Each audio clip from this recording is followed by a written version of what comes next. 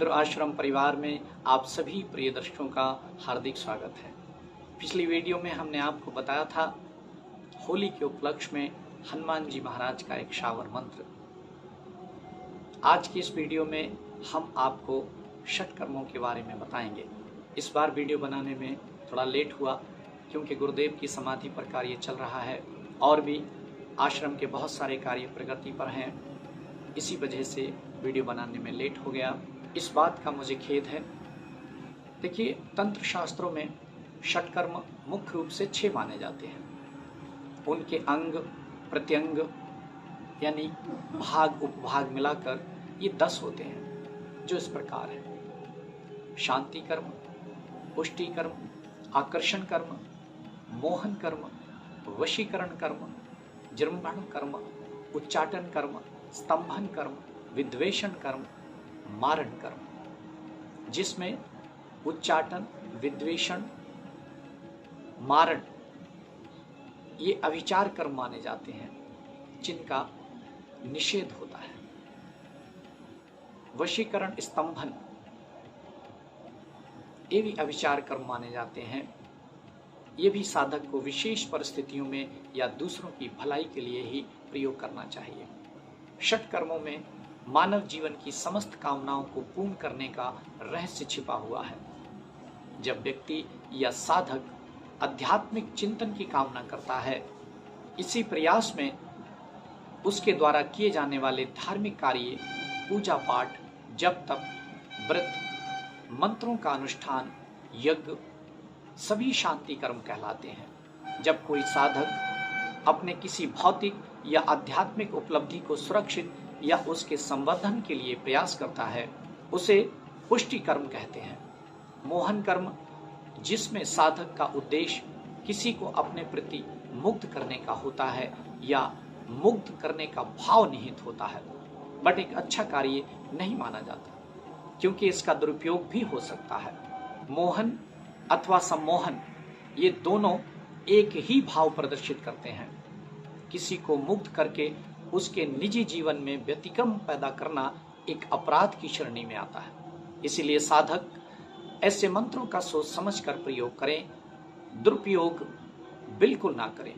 आकर्षण कर्म किसी को अपनी तरफ आकर्षित करने का कार्य होता है या अपनी ओर खींचने की क्रिया को आकर्षण कर्म कहते हैं। साधक मंत्रों के प्रयोग द्वारा किसी व्यक्ति को अपनी ओर आकृष्ट करने के लिए अनेकों प्रयास करता है, जिससे वो व्यक्ति विशेष साधक की ओर खींचा चला आता है।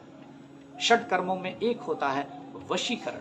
वशीकरण का तात्पर्य है किसी व्यक्ति अथवा प्राणी को अपने वश में करना। जिन मंत्रों से किसी भी प्राणी को वश में किया जाए या वश में किया जाता है, उन्हें वशीकरण मंत्र कहते हैं। इन मंत्रों के प्रयोग से किसी को अपने वश में किया जा सकता है, पर इन मंत्रों का भी साधक सोच समझकर प्रयोग करें, दुरुपयोग बिल्कुल ना करें। दूसरों को कष्ट देने के लिए इनका प्रयोग बिल्कुल ना करें। वशीकरण का एक रूप जृंभण कर्म भी होता है, जो लगभग वशीकरण जैसा ही होता है।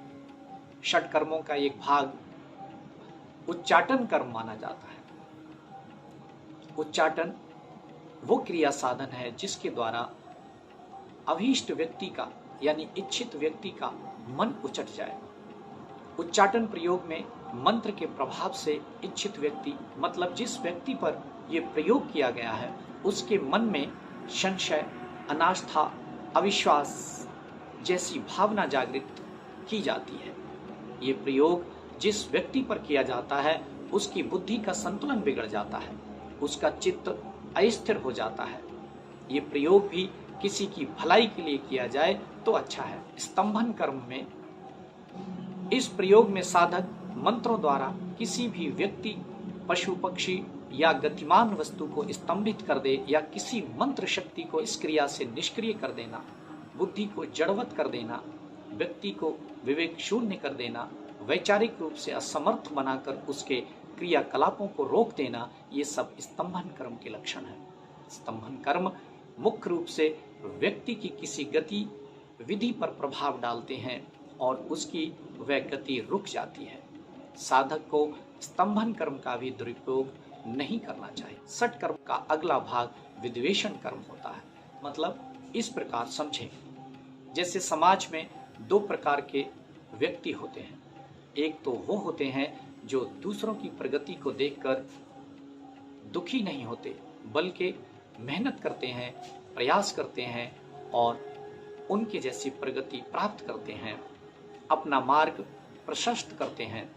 वे स्वयं को भी उसी तरह बनाने का प्रयास करते हैं, संघर्ष करते हैं और उसकी तरह बन भी जाते हैं। और दूसरे वो होते हैं जो दूसरे की प्रगति देखकर मानसिक पीड़ा के कारण उसकी प्रगति में बाधा उत्पन्न करने के लिए विद्वेषण प्रयोग करते हैं या विद्वेषण प्रयोग किए जाते हैं। किसी की प्रगति और समृद्धि को देखकर द्वेष के कारण मानसिक पीड़ा का अनुभव करना मनुष्य की मलिनता और दुष्टता का सूचक है। इसलिए ऐसे प्रयोगों को साधक बहुत ही सावधानी पूर्वक सोच समझकर अपनी बुद्धि के आधार पर, अपने विवेक के आधार पर इन प्रयोगों का इस्तेमाल करें। मारण कर्म, इस प्रयोग में व्यक्ति के ऊपर मारण मंत्रों के द्वारा प्रयोग किए जाते हैं, जिससे उस पर मृत्यु के समान कष्ट आ जाता है। कई बार मृत्यु भी हो जाती है। इसीलिए किसी भी उद्देश्य से किया गया मारण कर्म अभिचार कर्म माना जाता है, जो निंदनीय है। साधक को ऐसे प्रयोगों से हमेशा बचना चाहिए। मारण प्रयोगों को अपने जीवन में बिल्कुल स्थान ना दें। हमने अभी आपको षट कर्मों के भेद, उपभेद के बारे में बताया। तंत्र शास्त्र की सभी क्रियाएं इन्हीं षट कर्मों में समाहित हैं। इन षट कर्मों को विधिवत पूर्ण कर अतिशीघ्र फल प्राप्त करने के लिए मनीषियों ने शावर मंत्रों की रचना की है। अतः इनके विषय में ठीक तरह से जानकारी प्राप्त कर लेना, देवता, काल, दिशा, आसन की सम्यक जानकारी प्राप्त कर लेने के पश्चात इनका साधन करना चाहिए। इन मंत्रों से लाभ लेना चाहिए।